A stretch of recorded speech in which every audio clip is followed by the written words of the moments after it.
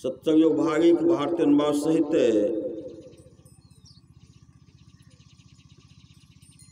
देहस्था सर्वविद्याश्च देहस्था सर्वदेवता देहस्था सर्वतीर्थानि गुरुवाक्येन लभ्यते। इस देह में सब विद्या, सब देवता और सब तीर्थ विराजमान है। केवल गुरु के उपदेश से ही देह अस्तित्व, केवल गुरु का उपदेश से ही देह अस्तित्व ये सब विद्या, देवता और तीर्थ जाने जाते हैं। ईडा भगवती गंगा पिंगला यमुना नदी ईडा पिंगल्योर मध्य सुषुम्ना च सरस्वती। देह में ईरा, पिंगला तथा सुषुम्ना नाम की 3 प्रधान नारियां हैं।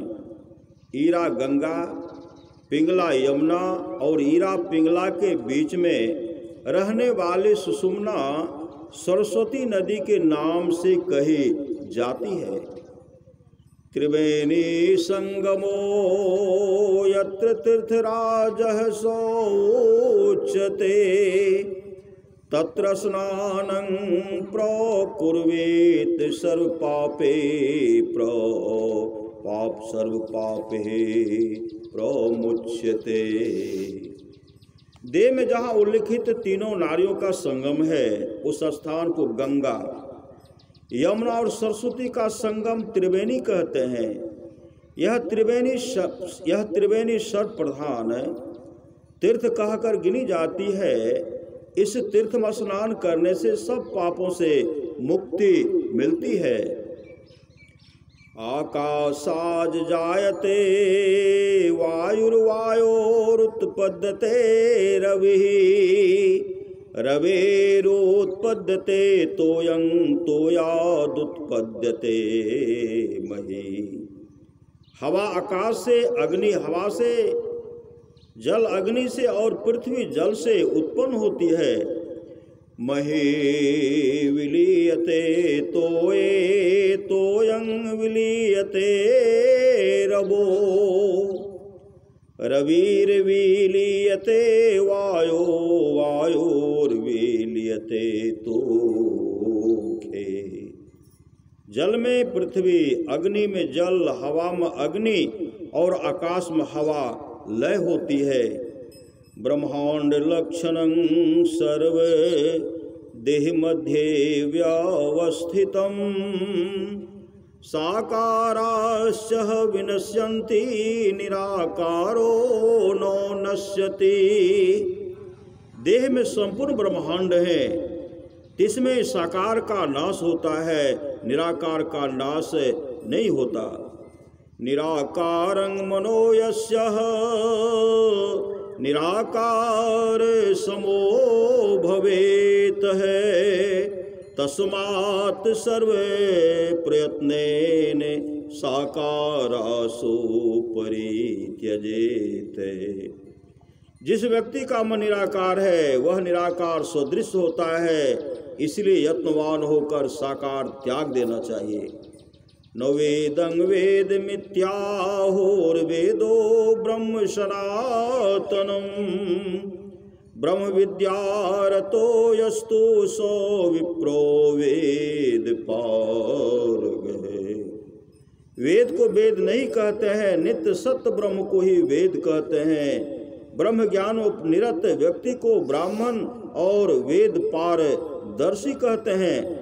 उच्छिष्टं सर्वशास्त्राणि सर्वविद्या मुखे मुखे नोचिष्टं ब्रह्मणो ज्ञानं व्यक्तं चेतनामयम्। सब शास्त्र झूठे हो गए हैं और सब विद्या मुँह मुँह में रहती है, किंतु जो अव्यक्त और चैतन्यमय है उस ब्रह्म का ज्ञान किसी काल में झूठा नहीं होता है। नो तपस्तप नो तपस्तपः इत्याहुर्ब्रह्मचर्यं तपोत्तमम् ऊर्ध्वरेता भवेदस्तु सो देवो नो तु मानुषः। तप को तप नहीं कहते हैं, ब्रह्मचर्यानुष्ठान ही तपस्या कहकर विशेष प्रसिद्ध किया गया है। विशेष प्रसिद्ध किया गया है। जो मनुष्य उद्धरेता हैं वे देवतुल्य कहे गए हैं। नो ध्यानं ध्यानमित्याहुर्ध्यानं शून्यगतं मनः तस् ध्यान प्रसादेन सौख्यं मोक्षं नो संशयः।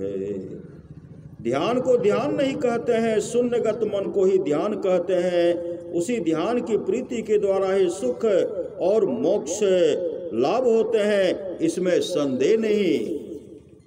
न होमं होमित्याहो समाधो तत्तो भूयते ब्रह्मा ब्रह्मा गुणो हूयते प्राणं होम कर्म तदुच्यते। होम को होम नहीं कहते हैं, ब्रह्माग्नि में प्राण रूप घृत की आहुति देने को ही असली होम कहते हैं।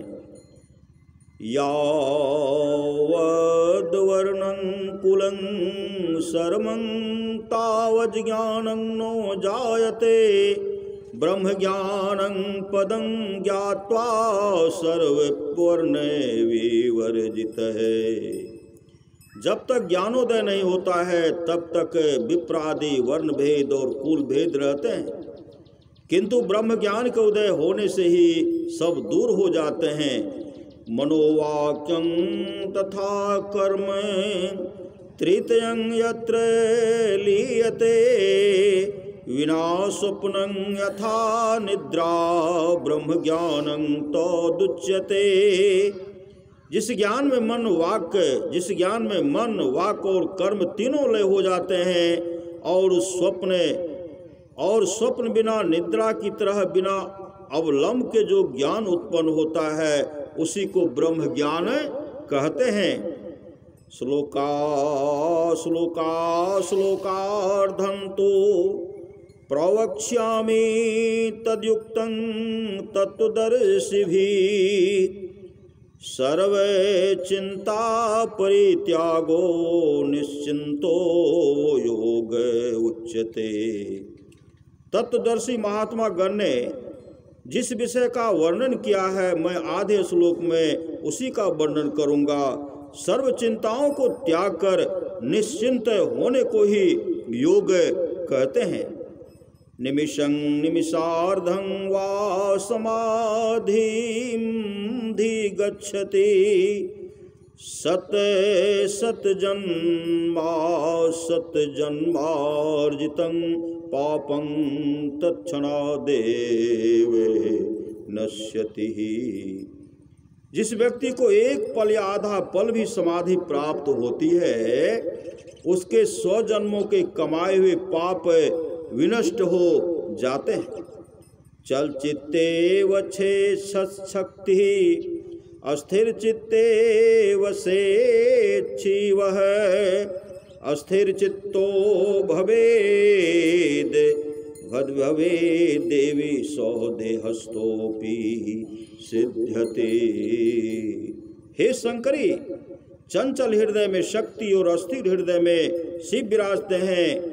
जिसका हृदय स्थिर है वही शरीर सहित होने पर भी सिद्धि लाभ करता है। हृदय प्राण स्थितो वायुर्पानो बुध संस्थित समानो नाभि देशे तु दान कंठमाश्रित व्यान सर्वगतो देहे सर्वगात्रेषु संस्थितः नागोर्धगतो वायुः कुर्म अस्तीर्थानि संस्थितः क्रीकरः क्षोभिते चैव देवदत्तोऽपि जृम्भणे धनंजयो नाद घोषे निवेशे चैवे साम्यति। प्राण हृदय में, अपान गुदा में, समान नाभि में, उदान कंठ में और व्यान नाम का वायु सब शरीर में है। नाग नामक वायु ऊर्ध्व गत है। कुर्म नामक वायु तीर्थाश्रित है।